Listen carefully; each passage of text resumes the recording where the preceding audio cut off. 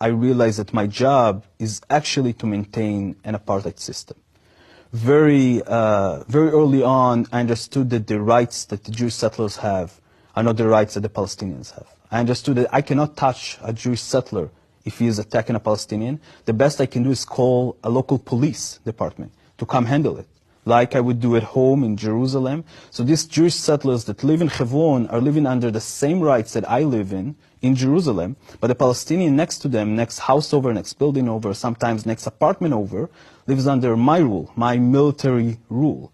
And I can do whatever I want with him. I can take his home as a temporary base for a few hours to a few days to a few weeks. I can decide that I'm arresting the people of the house and tying them up to the fence of my base.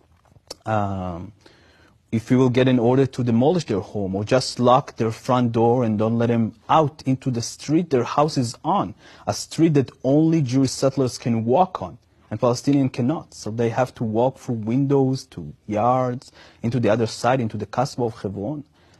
I think realizing all of that in a very, very early stage in my service helped me understood that someone was lying to me along the way. I didn't feel like I'm protecting anyone. I didn't feel like I'm helping anyone feeling more safe.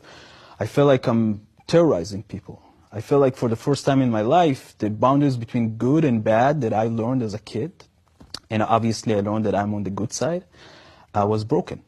I felt like I am the terrorist. And my job was literally to scare people so they cannot think about acting against the Israeli settlers or the Israeli military. That was actually our defined mission, to make sure that to instill fear in the hearts of Palestinians in Hebron. And that's exactly what we did.